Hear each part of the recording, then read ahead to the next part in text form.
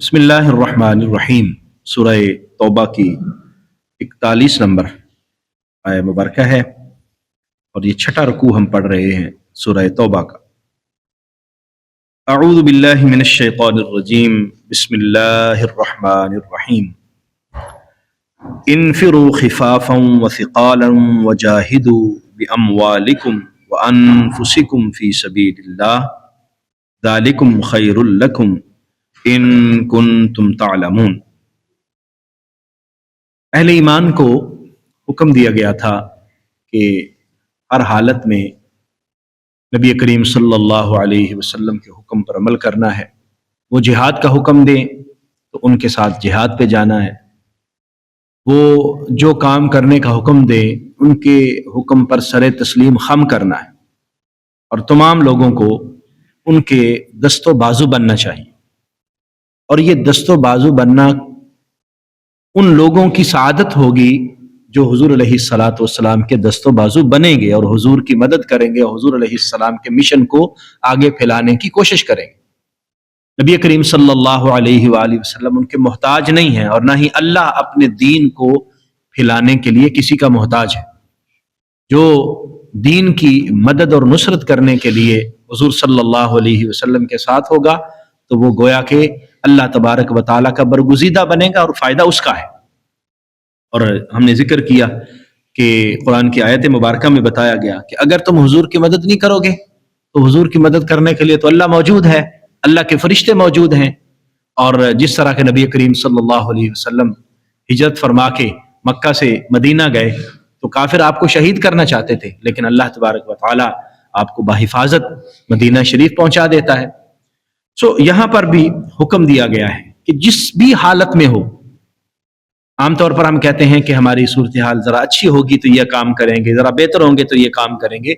हमें तलकीन की गई नहीं हर हालत में खैर का काम करें। तो यहाँ चूंकि जिहाद की बात हो रही है और खास तौर पर ग़ज़वा तबूक का जिक्र है और मैंने ये आपको कुछ थोड़ा सा वो माहौल भी बता दिया और उस वक़्त की नज़ाकत भी बता दी कि सख्त गर्मी का मौसम है, खजूरें पकी हुई हैं और उस वक़्त तो कोई भी सफ़र नहीं करता। यहाँ तक कि परिंदे भी अपने घोंसलों के अंदर घुस जाते थे, बाहर गर्मी इतनी। और फिर उस इलाके की गर्मी, सऊदी अरब की गर्मी को आप जानते हैं कि किस कदर शिद्दत वाली गर्मी। तो गर्मी के शदीद मौसम में रेतला इलाका, रेगिस्तान है और फिर उनकी जो सारी की सारी कमाई खजूरों पर है और वो खजूरें उतारने का वक़्त करीब आ रहा है। अब अगर हम जिहाद पे चले गए तो ये सारा जो फसल पूरे साल की है वो खराब हो जाएगी।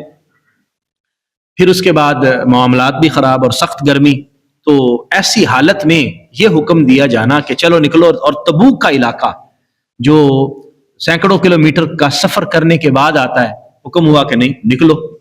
तो यहां पर यह हुक्म दिया जा रहा है इन्फिरू खिफाफम व सिक़ाला, तुम निकलो चाहे तुम हल्का फुल्का महसूस करो या बोझल महसूस करो, यानी जो भी तुम्हारी हालत हो, हल्की हालत हो या पतली हालत हो या मोटी, जैसी भी हालत हो निकलो।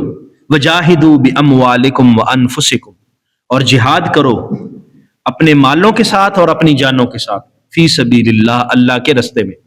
अल्लाह के रस्ते में माल भी दो और अल्लाह के रस्ते में अपना आप भी कुर्बान करो। ज़ालिकुम खैरुल लकुम, ये तुम्हारे लिए बेहतर है। इन कुन्तुम तालमून, अगर तुम्हें इल्म हो, अगर तुम जानते हो तो ये तुम्हारे लिए बेहतर है। खिफाफम व सिक़ाल का मतलब दो तरह से हम ले सकते हैं। खफीफ की जमा खिफाफ है और सकील की जमा सिक़ाल, यानी हल्का फुल्का आदमी हो सेहत के एतबार से भी और माली एतबार से। और सिक़ाल सकील की जमा है जिसका मतलब है बोझल होना, यानी सेहत ठीक नहीं है या माली एतबार से भी आदमी ठीक नहीं है और सूरत हाल जरा तंग है।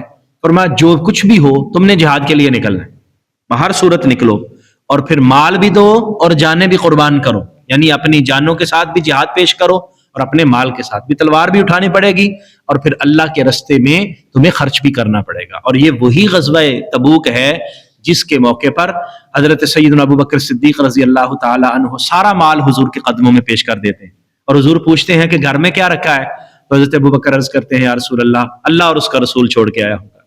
हजरत उमर फारूक आधा घर का माल हुजूर की खिदमत में पेश कर देते हैं। हजरत उस्मान गनी 300 ऊंट और साजो सामान समेत वो सारा हुजूर की खिदमत में, और पैसे अलग, घोड़े अलग और इसके अलावा खिदमत अलग, और सहाबा इकराम یہ وہ یعنی غزوہ تبوک کا ماحول ہے، جبکہ اہل ایمان اپنی قربانیاں پیش کرنے کے لیے تیار ہے، لیکن اب وہاں پر مدینہ میں منافق بھی رہتے ہیں۔ اب ان کا خیال یہ ہے کہ یہ جھوٹ ہی ہو جائے، ہمیں نہ ہی جانا پڑے، تو اللہ تبارک و تعالیٰ نے یہاں ان کا بھی ذکر فرمایا، وَلَوْ كَانَ عَرَضًا قَرِيبًا، اگر کوئی سفر قریب ہوتا، سامان قریبی ہوتا، وَسَفَرًا قَاصِدًا، اور سفر آسان ہوتا، یعنی سامان قریب ہوتا، سفر آسان ہوتا، آپ کو پتا ہوتا کہ یہ قریبی ہے، زیادہ دور نہیں ہے، اور پھر ہم نے جیت جانا ہے اور وہاں سے مال غنیمت آنا ہے، اگر خیال یہ ہوتا لَاتَّبَعُوكَ، تو پھر وہ آپ کی اتباع کرتے، وَلَٰكِن بَعُدَتْ عَلَيْهِمُ الشُّقَّةُ، لیکن ان پر مشقت اور زیادہ سخت ہو گئی، یعنی ان کو اور زیادہ مشقت محسوس ہوئی کہ سفر بھی دور کا، اور پھر جس لشکر کے ساتھ جہاد کی بات ہو رہی ہے وہ روم کا لشکر ہے، روم کا، اور روم اس وقت سپر طاقت ہے۔ آپ یوں ہی سمجھ لیجئے کہ پاکستان کی چلو پھر بھی ایک صورتحال بہتر ہے، اور پھر بھی پاکستان ایک ایٹمی پاور ہے، بہرحال ایک کمزور سا ملک ہو اور امریکہ کے ساتھ لڑائی کی باتیں ہوں اور وہاں جا کر حملہ کرنا ہو، اب ایسی صورتحال کو اگر آپ ذہن میں لائیں تو ایک سپر طاقت کے ساتھ مقابلے کی باتیں ہو رہی ہیں، اور سفر بھی کافی دور ہے، اور حکم ہو رہا ہے مال اور جہاد کے ساتھ آگے بڑھنے کا، مال اور جان کے ساتھ آگے بڑھنے کا۔ وَسَيَحْلِفُونَ بِاللَّهِ، اور وہ ان قریب قسمیں کھائیں گے اللہ کی، لَوِ اسْتَطَعْنَا لَخَرَجْنَا، اگر ہم استطاعت رکھتے تو ضرور نکلتے، قسمیں کھا کے آپ سے کہیں گے کہ اگر ہمارے پاس استطاعت ہوتی تو ضرور نکلتے، لیکن حالت ٹھیک نہیں ہے، گھر کے حالات ٹھیک نہیں ہیں، معاملات یہ ہیں، کوئی کہے گا میرا والد بیمار ہے، کوئی کہے گا بیوی بیمار ہے، کوئی کہے گا بچے چھوٹے ہیں، کوئی کہے گا میں خود ٹھیک نہیں رہتا، وغیرہ وغیرہ۔ اور یہ یاد رکھیے یہ منافقین سے متعلق ہے، یہ باتیں اہل ایمان سے متعلق نہیں ہے۔ اہل ایمان کا تو میں نے ذکر کر دیا، وہ سارے کا سارا گھر کا مال لا کے حضور کی خدمت میں پیش کر رہے ہیں، وہ گھر کا آدھا سامان لا کے وہ حضور کی خدمت میں پیش کر رہے ہیں، وہ سینکڑوں اونٹ حضور کی خدمت میں پیش کر رہے ہیں، جس کو جو کچھ ملتا۔ ایک صحابی کے بارے میں آتا ہے کہ ان کے پاس کچھ بھی نہیں تھا، تو وہ کہتے ہیں کہ اب میں کیا کروں، میرے پاس تو نہ کوئی گھر میں سامان ہے نہ کچھ ہے، چھوٹی سی ایک پیالہ ہے جی اور ایک چھوٹی موٹی گھر کی چیزیں، اب یہ کیا کروں؟ تو ساری رات یہودی کے باغ میں پانی دیا، اور جو اس کو مزدوری ملی حضور کی خدمت میں لا کے پیش کر دیا، حضور اور تو کچھ نہیں ہے، یہ پیش کر دیتا ہوں، یہ قبول فرما لیں۔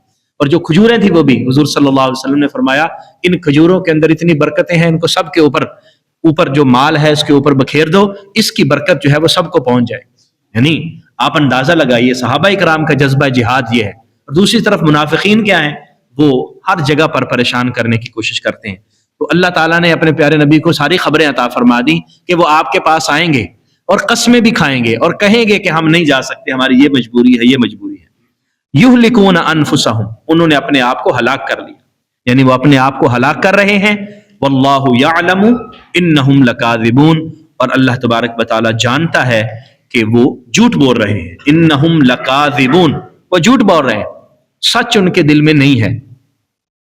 اصل میں وہ اپنی زبان سے جو باتیں کر رہے ہیں وہ حقیقت پر مبنی نہیں ہے، دل کے اندر اور ہے، زبان میں اور باتیں۔ دل میں اصل میں یہ ہے کہ ہم نہ جہاد پہ جائیں، حضور کی اتباع نہ کریں، اور اوپر سے زبان سے جھوٹ بول کر طرح طرح کی باتیں کر رہے ہیں۔ عفا اللہ عنک، اللہ آپ کو معاف فرمائے، لما اذنت لہم، آپ نے ان کو کیوں اجازت دی، حتی یتبین لک الذین صدقوا، حتیٰ کہ آپ کے لیے واضح ہو جاتے، ظاہر ہو جاتے وہ لوگ جنہوں نے سچ بولا، وتعلم الکاذبین، اور جو جھوٹ بولنے والے ہیں آپ ان کو بھی جان لیتے۔ یہ عفا اللہ عنک، عفا کا معنی یہ عفو سے نکلا، جس کا معنی معاف کر دینا، عفو درگزر ہم پڑھتے ہیں نا، عفو سے معاف کر دینا، اللہ آپ کو معاف فرمائے۔ نبی کریم صلی اللہ علیہ وآلہ وسلم کو یہ فرمایا جا رہا ہے۔ اب حضور علیہ الصلوۃ والسلام نے نعوذ باللہ کوئی خطا تو غلطی تو نہیں کی نا، یہ اللہ تعالیٰ کے اظہار محبت ہے۔ مفسرین لکھتے ہیں کہ یہ اللہ نے اپنی محبت کے لیے محبوب کو فرمایا، محبوب اللہ آپ کو معاف فرمائے، آپ نے ان کی باتیں کیوں مانی؟ آپ ان کو کہتے کہ نہیں تم نے جانا ہی جانا ہے۔ وہ جیسے منافقین آتے اور کہتے جناب یہ ہماری مجبوری ہے، مہربانی کریں ہمیں چھٹی دے دیں، ہمیں جنگ پہ ساتھ نہ لے کے جائیں۔ حضور فرماتے ٹھیک ہے۔ کوئی کہتا آ کے جی میرے پیٹ میں درد ہوتا ہے جی میں نہیں جا سکتا، مثال کے طور پر، حضور فرماتے ہیں ٹھیک ہے۔ حالانکہ حضور کو سارا علم اللہ تعالیٰ نے عطا فرما دیا کہ یہ سارے جھوٹ بول رہے ہیں۔ اس میں 3 لوگ تھے جن کا ذکر انشاءاللہ آگے 11ویں پارے میں آئے گا، جو کامل مومن صحابی تھے، اور وہ نہیں گئے، وہ جہاد پر نہیں جا سکے، پیچھے رہ گئے۔ پھر ان سے حضور نے ناراضگی کا اظہار فرمایا، اللہ بھی ناراض، 50 دن ان کی ناراضگی چلتی رہی، پھر ان کے لیے توبہ کا ذکر فرمایا، اور ایسی سچی توبہ تھی ان کی کہ اللہ تعالیٰ نے قرآن میں ان کی توبہ کا ذکر فرمایا، اور پھر اس سورت کا نام بھی سورہ توبہ ان کی وجہ سے رکھا گیا، یعنی ایسی خالص توبہ انہوں نے کی۔ تو یہ منافقین کا متعلق فرمایا کہ آپ نے کیوں اجازت دی ان کو، تاکہ پتہ چل جاتا اپنے کون سے ہیں اور پرائے کون سے ہیں۔ جو نہ جاتے پتہ چل جاتا یہ تو بیگانے ہیں، تبھی ساتھ نہیں گئے۔ لا یستأذنک الذین یؤمنون باللہ، یا خود اللہ تعالیٰ نے فرما دیا محبوب آپ سے وہ لوگ اجازت نہیں مانگیں گے، لا یستأذنک آپ سے اجازت نہیں مانگیں گے، الذین وہ لوگ یؤمنون باللہ والیوم الآخر جو اللہ پر ایمان لاتے ہیں اور یوم آخرت پر ایمان لاتے ہیں، وہ اجازت نہیں مانگیں گے۔ وہ تو کہیں گے کہ ہمارے حضور جا رہے ہیں تو ہم یہاں گھر پہ رہ کے کیا کریں گے، جب حضور صلی اللہ علیہ وسلم اتنی مشقت اور محنت کے ساتھ جا رہے ہیں تو ہم آرام سے رہیں گے۔ کیا یہ تقاضۂ محبت ہے کہ محبوب تو مشقت اور محنت کے ساتھ صحرا کے اندر ریگستان کو کراس کرتا ہوا جہاد کے لیے روانہ ہو، اور محب جو محبت کا دعوے دار ہے وہ گھر میں بیٹھا رہے؟ یہ محبت کا کوئی علامت اور نشانی تو نہیں ہے۔ وہ کبھی بھی نہیں آپ سے اجازت مانگیں گے۔ ان یجاہدوک باموالہم وانفسہم کہ وہ اللہ اور اس کے رسول ان یجاہدو کہ وہ جہاد کریں باموالہم اپنے مال کے ساتھ، وانفسہم اور اپنی جانوں کے ساتھ، اپنے مالوں اور اپنی جانوں کے ساتھ جہاد سے رہ جانے کے لیے آپ سے اجازت نہیں مانگیں گے، وہ جائیں گے۔ واللہ علیم بالمتقین بے شک اللہ تعالیٰ متقین کو جاننے والا ہے، تقوی والا ہے۔ تقوی کا تعلق دل کے ساتھ ہے، اور اللہ تعالیٰ ہر چیز کو جانتا ہے، اور اللہ نے اپنے پیارے محبوب صلی اللہ علیہ وآلہ وسلم کو بھی یہ بات بتا دی۔ تو یاد رکھیے یہ آیات مبارکہ جو بیان کی جا رہی ہیں یہ ان لوگوں کے متعلق جو منافقین ہیں، اور ان لوگوں کے متعلق جو اہل ایمان ہیں۔ اہل ایمان حضور صلی اللہ علیہ وسلم کے حکم پر سر تسلیم خم کر رہے ہیں، اور منافقین بہانے بنا رہے ہیں اور جہاد پر نہ جانے کے لیے راہ تلاش کر رہے ہیں۔ تو فرمایا کہ اللہ تبارک و تعالیٰ تو سب کچھ جانتا ہے، اور وہ دلوں کی حالت سے بھی باخبر ہے۔ تو یہاں پر ہمیں یہ بھی سبق ملتا ہے کہ جب اہل ایمان پر مشکل وقت آ جائے اور مسلمان پریشان ہوں تو پھر پیچھے نہیں بیٹھنا چاہیے، پھر جہاد کے لیے آدمی کو آگے بڑھنا چاہیے، اپنے مال کے ساتھ بھی اور اپنے جانوں کے ساتھ بھی، تاکہ جو اہل ایمان پر مشکل وقت ہے دوسرا مسلمان اس کے ساتھ کھڑا ہوا۔ اللہ کریم ہم سب کو توفیق عطا فرمائے، آمین۔ وآخر دعوانا ان الحمد للہ رب العالمین۔